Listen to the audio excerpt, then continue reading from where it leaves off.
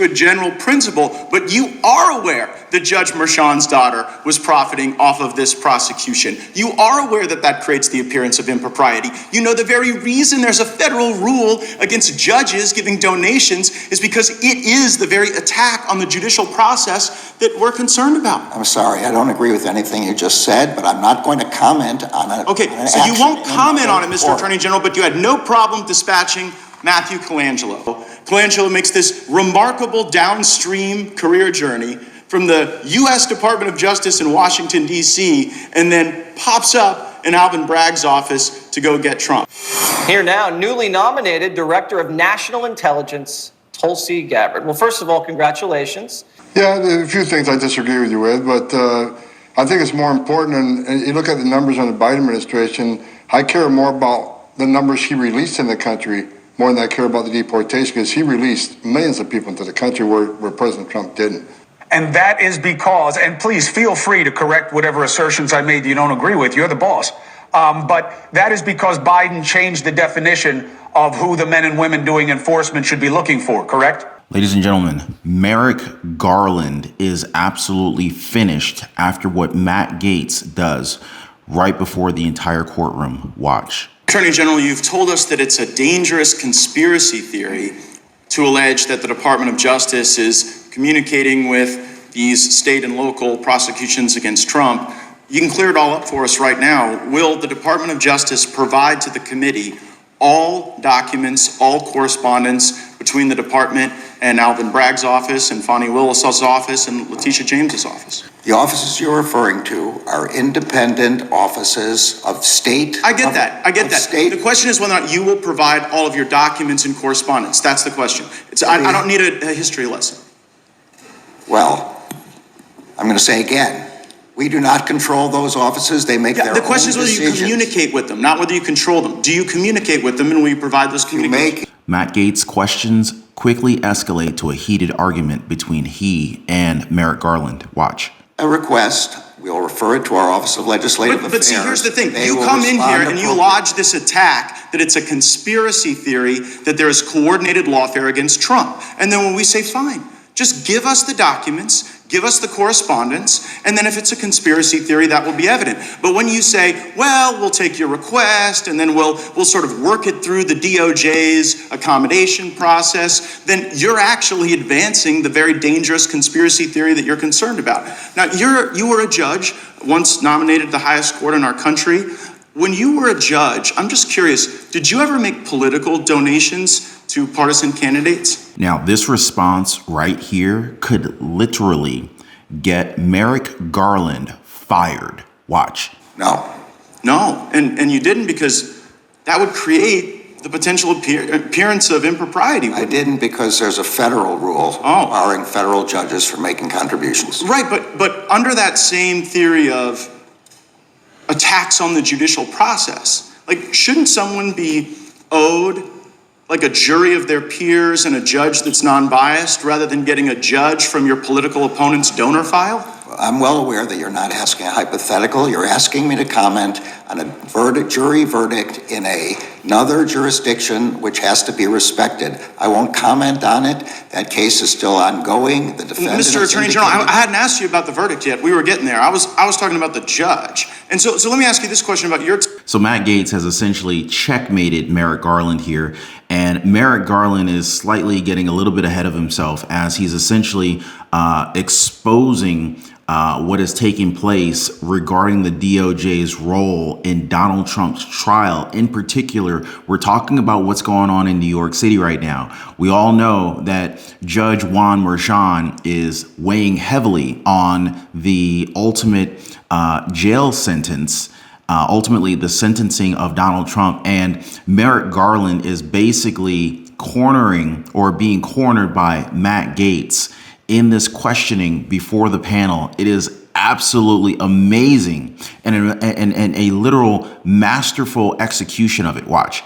Time as a judge. Was there ever a time when you were a judge when you had a family member who was personally profiting off of the notoriety of a case that was before your court? Look, I'm going to say again, It's very clear you're asking me to comment on a case in another jurisdiction. No, wait, hold on, Mr. Attorney General. Did you ever have a family member profit off of the notoriety of any case that you sat over? Say again, you're asking Yes or no? me, you're asking me to comment on a case currently. Well, it seems you're connecting the dots, Mr. Attorney General. I'm just... He's getting ahead of himself. Merrick Garland knows what's coming down the pipeline, and he knows where this could possibly lead. And some folks could be facing some jail time, not just getting fired. Asking you as to a general principle, but you are aware that Judge Merchan's daughter was profiting off of this prosecution. You are aware that that creates the appearance of impropriety. You know the very reason there's a federal rule against judges giving donations is because it is the very attack on the judicial process that we're concerned about. I'm sorry, I don't agree with anything you just said, but I'm not going to comment on it. Okay, so you won't comment on it, Mr. Attorney General, but you had no problem dispatching Matthew Colangelo. Who's Matthew Colangelo? That is false. I did not dispatch Matthew Colangelo. Matthew That's Colangelo, false. Matthew False. Colangelo became the Assistant Attorney General at the very beginning of the Biden administration.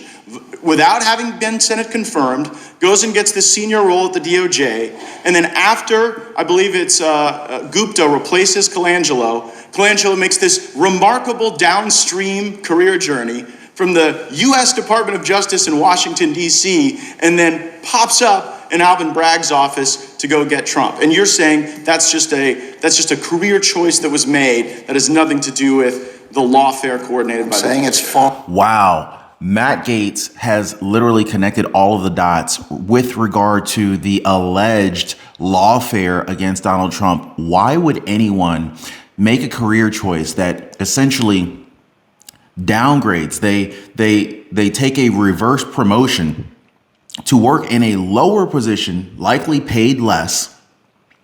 For what reason? Like, who would do that? Who would go from CEO of a company to becoming the janitor for any other reason than to attack someone or for potential, let's just say, questionable actions? It would make no sense. People there, who has ever said, I want to climb the corporate ladder? A lot of people have. But who has ever said, I want to climb down the corporate ladder? No one ever says that. And so this opens the door to a myriad of suspicion. And this goes in line with all of the different cases that Donald Trump has been facing all of a sudden ever since he decided to go and run for president of the United States. Now, of course, Donald Trump has already won the presidency for the United States for 2024. Donald Trump is already identifying and placing members within his new cabinet already. We've already heard from Tom Homan. Tom Homan has been he's been officially labeled as Donald Trump's new border czar and is already taking action as we speak. But what we're seeing here is we are seeing Merrick Garland in defense mode as he's being taken down by Matt Gaetz, and his defenses only make every action that we've seen with these New York City lawfare cases against Donald Trump look even more suspicious. I did not dispatch Mr. Colangelo anywhere. Well, do you know how he ended up there? I assume he applied for a job there and got the job. But see, you know what? Who applies for a worse job than what they have? Who applies for a downgrade of a position? That's like saying, hey, I work in a grocery store and I'm the general manager. Let me apply for this opportunity to start bagging groceries. That doesn't make any sense here, guys. By the way, if you appreciate the content, please take a second, hit the like button for the video, subscribe to the channel. You guys are amazing. I tell you I had nothing to do with it. Well, you might not have had anything to do with it, but we've got this contemporaneous evidence in Mr. Pomerantz's book. So Pomerantz writes this book, which I'm sure you're aware of, where he says, we put together the legal eagles to get Trump. We got all these folks together and we assembled them for that purpose. And so when we on the Judiciary Committee think about attacks on the judicial process, our concern is that the facts and the law aren't being followed. A target is acquired, here, Trump, and then you assemble the legal talent from DOJ, Mr. Pomerantz, and you bring everybody in to get him. I And meanwhile, the judge is making money on it. Oh my God, it was such a coordinated effort. Judge Juan Merchan had, let's just say at a very minimum, he had a very financially motivated reason to rule and what's the term? To rule and to oversee his courtroom in the manner that he did. Look at where his wife works. Look at where the judge's daughter works. Look at the business that the judge's daughter runs. She serves Democrats in arguably one of the most important presidential elections that we've had in any of our lifetimes.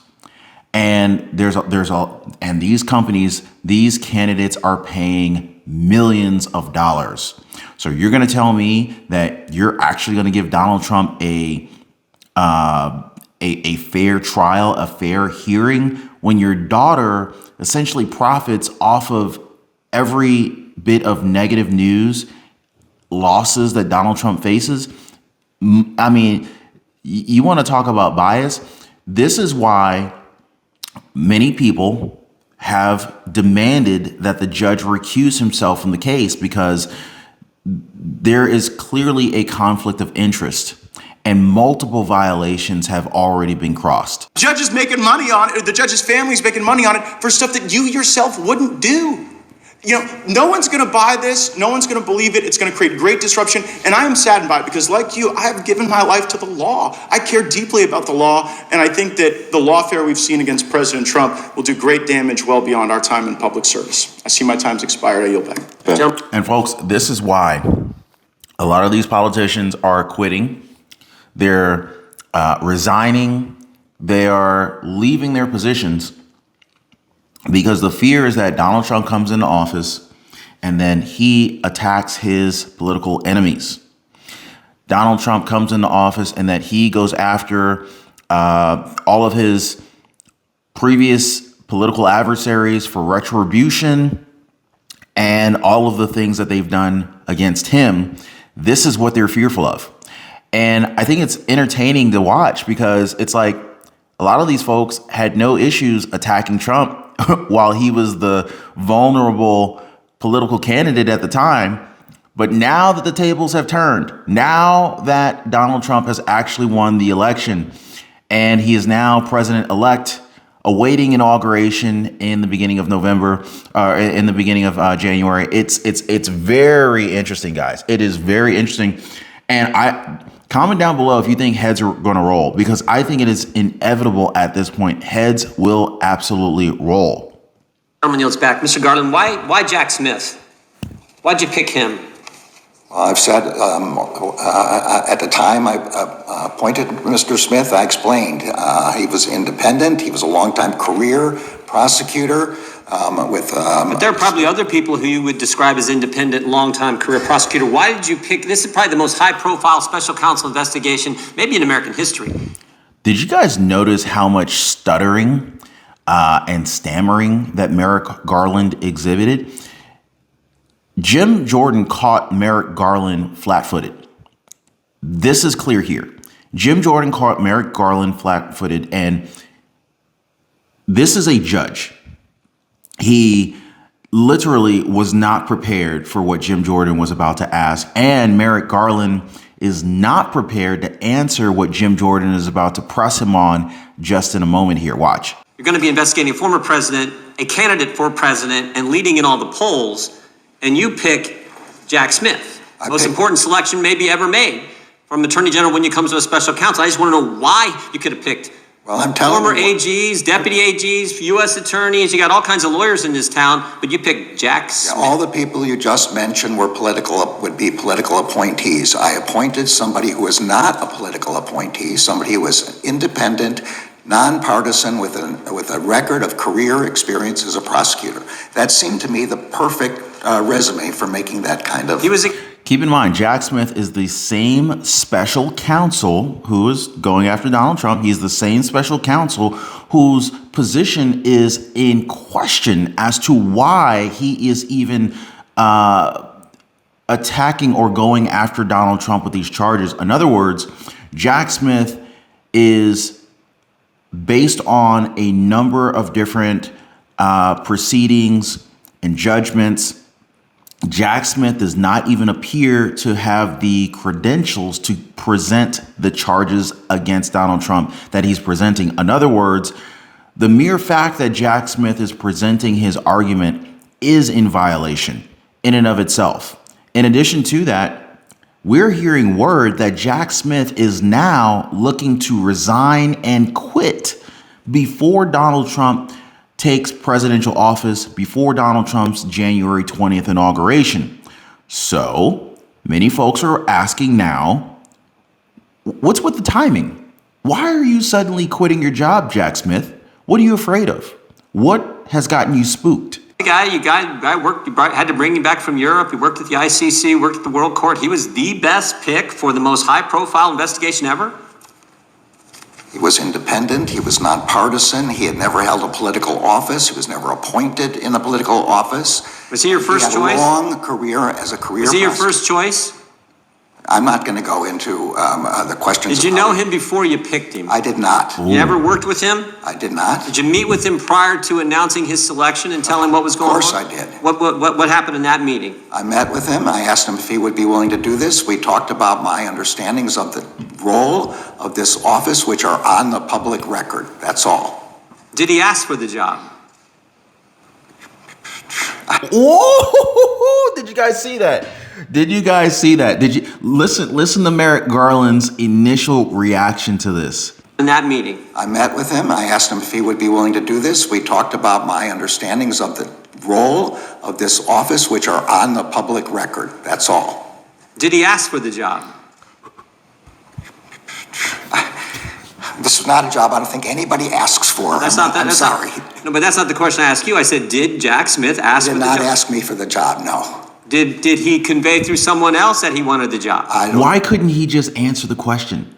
Why did he hesitate and stutter and stammer and gasp? Why? I would be surprised if that were the case, but you don't know? No, I don't know. So he may have? I can only tell you what I know. I chose him because he had a record of impartial career experience as a prosecutor. That's why he was chosen. Was it impartial when he went after Governor McDonald? He was a member of He was after Governor McDonald. That case gets appealed to the Supreme Court. The Supreme Court unanimously said it was wrong and overturns the conviction. He was in the public integrity section of the Justice Department, a career position. They made the decisions they thought were warranted, and we respect the decision of the Supreme Court. Wow. Merrick Garland, guys. This is one of the many people who, in my opinion, their days are numbered, guys. His days are absolutely numbered. Now, top of the list of real problems that Trump may well move on is immigration. It could be his first major legislative initiative. Now, given that this crisis has been evolving over the years, I wanted to kind of break down how we got here, okay? Kind of looking at the last three presidents. Let's start with border crossing. So let's get the graphics going. Obama, we'll start with him. He left office 400,000 illegal border encounters. In Trump's first year, border crossings dropped to a record low of 300,000. Why? Tough talk on immigration, which served as a deterrent. Tonight is arguably better than any man he could have picked within his reach, okay? Incoming border czar, Tom Homan. It's good to have you, Tom. Thanks for having me, Chris. The way I laid it out, pretty straight? Yeah, there are a few things I disagree with you with, but I think it's more important, and you look at the numbers on the Biden administration, I care more about the numbers he released in the country more than I care about the deportation, because he released millions of people into the country where President Trump didn't. And that is because, and please feel free to correct whatever assertions I made you don't agree with, you're the boss. But that is because Biden changed the definition of who the men and women doing enforcement should be looking for, correct? No, that'd be ICE. He has changed the definition of who ICE should be looking for. He's made it clear, Secretary Mayorkas made it clear to ICE that being in the country illegally on its own without a criminal charge, if you're not a public safety threat or a national security threat, they're off the table. So they changed who ICE was looking for. But as far as the Border Patrol, they went from ending catch and release that the Trump administration had to releasing millions of people to the country. That's really the difference. And I blame that on ending the policies that were proven effective in the Trump administration. Look, I worked for 6 presidents, starting with Ronald Reagan. I've seen hundreds of policies come and go. I know what policies work, what policies doesn't. Love or hate Trump, the Remain in Mexico program was a game changer. People still claim asylum, they wait in Mexico. That was a game changer, and after a few months, people stopped coming. Because when they realized they weren't going to be released in the United States, they weren't going to spend all their money, giving it to the criminal cartels, only to wait in Mexico. So, by doing that, by moving immigration that low to a 45-year low, less migrant deaths across the border, less women being sexually assaulted by the cartels. It had a really positive effect on the Remain in Mexico program. What an exciting time to be alive. Here now, newly nominated Director of National Intelligence, Tulsi Gabbard. Well, first of all, congratulations, Tulsi. We're all very proud of you. Take us into the room or the airplane when this was offered to you. How did it go down? I think that we all probably saw this coming, or at least hints of this coming. Donald Trump placing Tulsi Gabbard into a very, very critical position here. But officially, Tulsi Gabbard being named as the Director of National Intelligence here by our now President-elect Donald Trump. Absolutely amazing. We had a great conversation and talked a little bit about the work that needs to be done. And I was grateful and honored to accept President Trump's offer to serve our country and support his objective to defend the safety, security, and freedom of the American people as the Director of National Intelligence. How many of you guys think that Tulsi Gabbard would make a phenomenal Vice President of the United States, or even possibly maybe even the first female President of the United States? What do y'all think about that? How do you think foreign capitals are taking your nomination and the nomination of other people in the national security apparatus? It's a good question. I think President Trump has already shown how active he has been in not waiting around for day one on January 20th or 21st, but he's already leading. He's already engaging with so many of these world leaders around the world on the phone constantly. And he's showing the kind of leadership that the American people voted for. Absolutely. What's interesting is it's funny how a presidential candidate such as Donald Trump is taking so much action already. He's not even in the Oval Office yet. But it's funny because the left was gaslighting us for a long time, saying how tired Donald Trump looked and how he couldn't keep up. Meanwhile, Kamala Harris, she was the one that was actually taking multiple days off leading up to the last 72 hours in their presidential campaign before Donald Trump ultimately won it all. But it's just so funny how we were all gaslit into thinking that this guy couldn't keep up with her. And in fact, it was the exact opposite. Do you expect resistance from the inside? Because there was a lot of resistance in the first term. And how would you deal with that? The American people delivered quite an incredible mandate for change in this election, with the popular vote and the electoral vote overwhelmingly saying, hey, we want Donald Trump as president, and we've had enough of the Harris-Biden regime. Of course, there's going to be resistance to change from the swamp in Washington. I think that's kind of the point. The American people are saying, hey, stop looking at yourselves, stop focusing on your own power, your own position, your own bank accounts. How about we have leaders in Washington who are actually looking out for the American people? And on every issue across the board, that's really what it comes down to with what President Trump is trying to accomplish is we have to make sure that our government puts the interests of the American people first. Wow.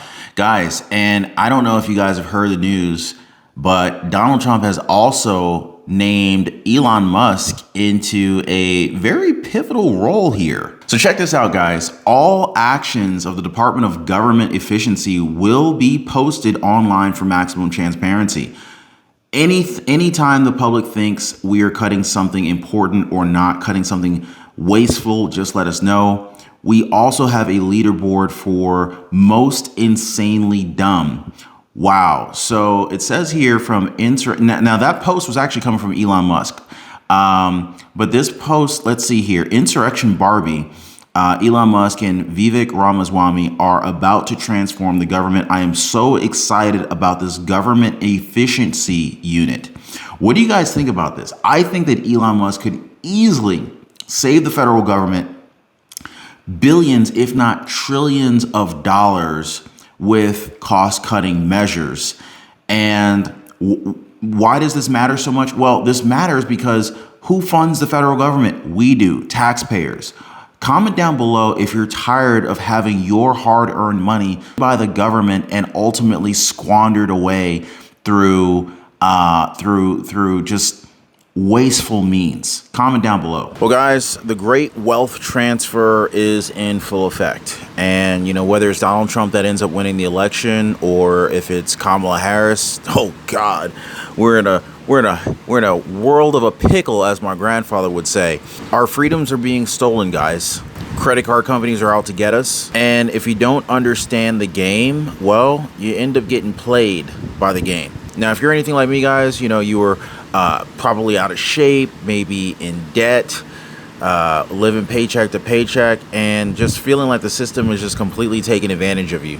I remember for a long time, I could rarely ever get any time to spend with my wife. And it's kind of funny because where I used to work with a lot of married men. And a lot of those married men would always complain about their spouses as if they really just didn't even like their spouses, which is sounding like a pretty horrible situation. But that was the case for many of them. They didn't like who they were married to. But I was different. Anyway, through trial and error and through a lot of pain, I figured out how to gain freedom and also lose a lot of weight and actually get in shape. And guys, I'm gonna be honest with you, that was a game changer. To no longer be living paycheck to paycheck, figuring out how to get the credit cards to pay me, the power of a strong credit score. I pay thousands of dollars less per year for the same house as my neighbor just because my credit is better than his is. And this is not to brag. I mean, but this is the truth. The banks are literally taking advantage of the poor. It's like the people who can least afford it, they're charging the poor what is like unofficially called a poor tax or a tax on the poor. I mean, I'm now at a point where, you know, like, number one, I don't pay for credit cards. In fact, credit card companies pay me to use their cards. And I figured out how to build a lifestyle that is just ultimately very, very healthy. I lost a tremendous amount of weight and I put on a lot of muscle. But when I was struggling, I wish I knew people who knew these things. So anyway, I decided to create a community of like-minded people who are also interested, just like me, in living better. So if you guys want to join my community, it's called the Liberty Pursuit Network. It is brand new. Come on over. I'd love to have you guys and join like-minded people. Be positively motivated by others who are also on the same pursuit. So I'm going to leave a link for you guys so you can join me over on the Life Pursuit Network in the description down below this video. So check it out, guys, and let's not be a victim of this great wealth transfer that is taking place right now.